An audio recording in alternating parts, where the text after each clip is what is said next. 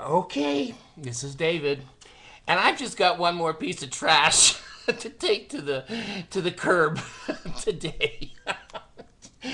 I feel good, you know, and part of me feels a little part of me feels sad. I'm going to be honest and truthful. I always have been to my audience. Always. I've never said a word that I didn't believe was true at the time I said it. But there's a huge part of me that goes, God, he ain't heavy. He ain't my child. I got one more. Steven. Oh, God. Steven's a good looking kid. God, he's 6'1" and dark hair, dark eyes, olive skin, handsome as hell. Uh, well, anyway, I'm just prejudiced. My kids are beautiful children. Now, here goes Steve to the curb. I'm done, Steve. I'm done. I'm done. I'm done. Take your shit and put it up your own butt. Don't put it out on me. Now, I learned something. Oh, I learned something on YouTube. If you put the finger up, which I'm not going to do anymore, you can see. I obey the rules. I was a good Mormon. I obeyed the rules. Bow my head, say, pay my. I didn't know you couldn't give the finger on YouTube.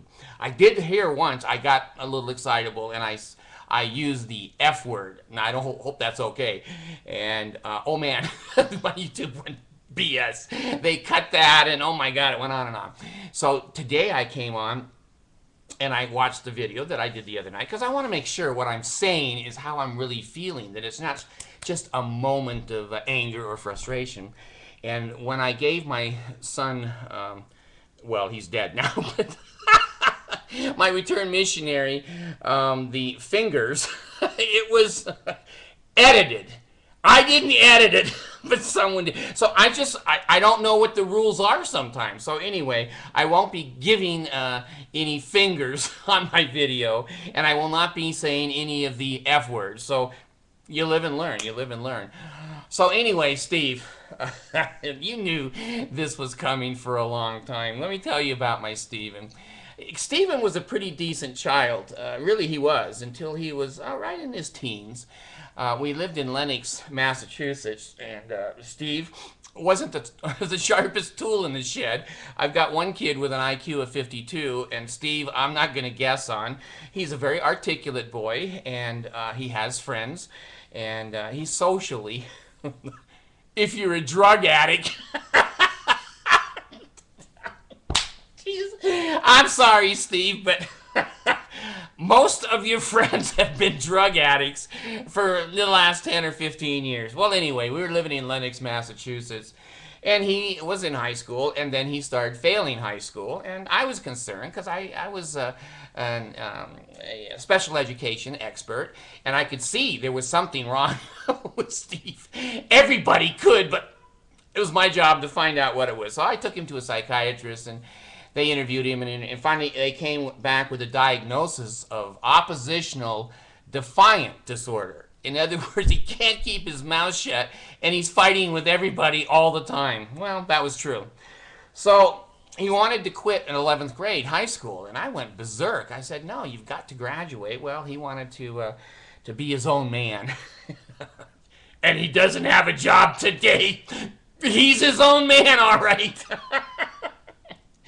So anyway, his versions, and I'm going to be fair, he can get a YouTube and say, my dad, these were lies. Well, that's what he says. But I was there. And take it for what it's worth. Do I lie or do I not lie? Anyway, we were there, and I said, Steve, you really got to graduate. So I got him a program. Oh, God, I went to the school and worked with the special education department, and we tried to find out what his interests were, and we put together a building program that maybe he could be a construction worker, and then we put together different phases of construction to see which one he liked. Well, he didn't like any of the programs that the school had to offer. He liked drug programs, and they weren't sitting in the class learning about drugs. You know, that was the program my son Steve was interested in. Well, again, being the Mormon patriarch and loving him no matter what, and he can kick me in, I have to be careful now, private places all the time, and I could not respond negatively. So he was living in the house, and he was smoking so much marijuana. We had a two-story Victorian house in Massachusetts, and the damn thing would float 15 or 20 feet in the air when Steve was in it. I had babies in that house. I had small children in that house. And I kept going to Stephen, and I kept saying, listen, you cannot smoke marijuana in my house. I have children here, and when the police find you and show up, they're going to scrape everybody up. They're going to scoop the whole family up because they don't know who's supplying, where you're getting it, whatever. And I said, you can't do that. So, you're going to have to either move out or you're going to have to get a program to stop smoking and doing drugs. Well, he decided to move out, and I wasn't against that idea. And in Massachusetts, you've all heard, there's a little bit of snow and some cold weather in Massachusetts.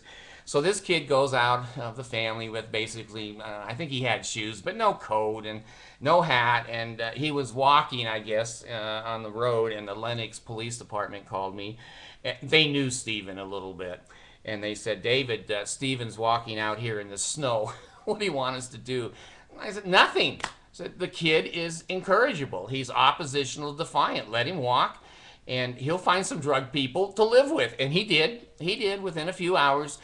He was living in the back seat of some, it was a condo car parking lot where they all slept in the back of the car in the trunks. So anyway, Steve had ongoing problems with drugs. And he did not graduate high school. Now, I want to be fair. A year or two later, about 2 years later, he did get a GED. Okay, so, that's to his credit. But he is oppositional defiant. He wouldn't take any help from the school or medications or a doctor. He didn't graduate. He had a hard time getting a job. He had to leave our house because he just smoked drugs all the time. Now, I tried, and I did. I took him to the most expensive, one of the most expensive drug rehab centers in the world up in Vermont. I can't remember what town it was in. And our insurance, they paid whatever, $3,000, $5,000 a day for him to be up there.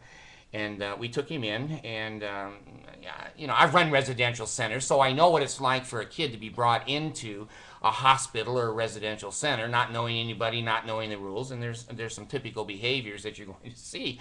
But Stephen's behaviors were not real particular. When you're screaming, yelling, kicking the table, using, I have to be careful, swear words that were socially unacceptable, they put him in a straitjacket. It's the only time I saw anyone be able to control Stephen, and threw his butt in a padded cell. And they closed the door, and he's in there screaming at me.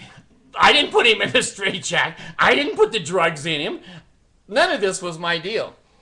So anyway, that's how he started his drug rehabilitation. Well, he called me like 2 days later, and he says, you promised to come and get me if I didn't like it here. And I said, well, Steve, sure, I'll come and get you, but you need to be there 4, 5, 7 days to see what it's like. You're a liar. You're not going to follow through. I hate you. You're not my dad. Maybe he was coming down off of drugs. I don't know. But anyway, he's never forgiven me for that. That's, I'm the devil, the atheist that didn't come and get him. Well, I tried to help the child, and to no avail. Well, Stephen then, when we left Lenox, Massachusetts, he was into selling drugs, which I didn't know. I could see him smoking them, and, whether it was cocaine. I never saw him snort anything, but my God. We were leaving town, and there was like this 1 or 2 vans following us out of town. And I go, geez, I have no friends. No one's going to be, there's plenty of people that are happy that my family's leaving town, but who are these people? So they're kind of harassing us and driving. I had to drive like 100 miles before they stopped. Well, later on I found out it was a drug deal gone bad. Stephen had sold some powdered sugar, cocaine, to some people. They weren't happy about that. And Stephen's down in the back seat of the car hiding. I don't know what's going on. And I'm just driving and going, God, there's some crazy people behind us. So he did involve our family, and he did. That was his life then. That's his life today. Now, Stephen, I tried to help again. Jesus. He wanted to be a ranger out in the forest, and I thought that was a good job for him because a tree, you can talk to a tree all day and be oppositional and defiant. So I helped him get a job at Casitas Lake over there in Ojai, California. And they hired him, and it's a wonderful tourist area there. And Steve's good with people when he, when he isn't high, but that's not much of the day. There might be 10 minutes of the day that he's not high. So he was over there and working, and I let him live with me. I said, well, give the kid a break, let him. He was way over 18. And I said, oh, come on, you can live with us, no problem. So he worked there for I forget, 7 or 8 days. And I come home from work one day, and I knew he was supposed to be at work. And he's sitting in my recliner with a bag of potato chips in his one hand and Coke in the other hand. I thought it was Coca-Cola, but these days, I don't know what was in that can. It just said Coke on it. But anyway, he's watching TV, and I said, Steve, hey, what's going on? Why didn't you go to work? He says, I didn't feel like it today. And I said, okay, well, did you call in and just let him know? He goes, no, screw him. I'm not going to call in. I said, Steve, you're going to get fired. In the real world, that don't fly. You either call in or you show up, because in a day or so, you're going to get a pink slip notice that you're fired because you're irresponsible. They're not going to do that. Well, 2 days later, he comes home. He's fired. And I told him at that time, I said, I don't mind you living with me and eating my potato chips and drinking my Cokes and watching my TV if you're doing everything you can to get independent and get out there and work. But if you don't get out there and work, this isn't a flop house. This is not a place you just drop in, take a shower, and move on and have some friends playing with you. So anyway, now he's pissed at me because I'm the bad dad. I tried to help the kid, but he's unhelpable. He's unhelpable.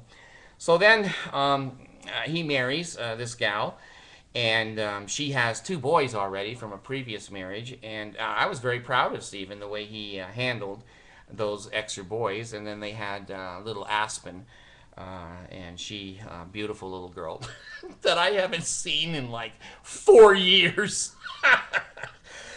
But anyway, Steve went through some of these processes. He became a Buddhist. Now, I have one daughter who's a Jehovah's Witness. That's okay. That's okay.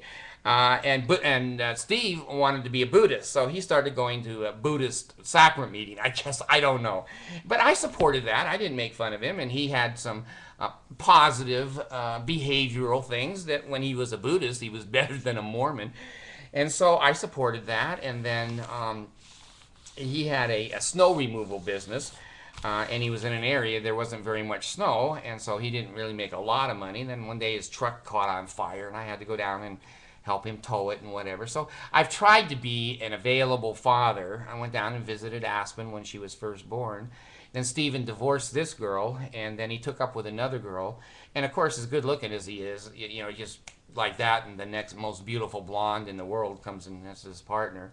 So he got another girlfriend, and I didn't have much interaction with her at all. And then he got either 1 or 2 more. Now he has one now that my family. Now I haven't met her, and I haven't seen her, and I'm not going to after this video. But they say she's a wonderful person, and I hope she is. Maybe that'll do some good for Stephen. But he moved to Vegas, and I was on the phone with him, 5 times, 4 times, trying to give him ideas on how to get a job there and how to network, and my concern and my email supporting him. You're a good kid. You can do this. You can do that.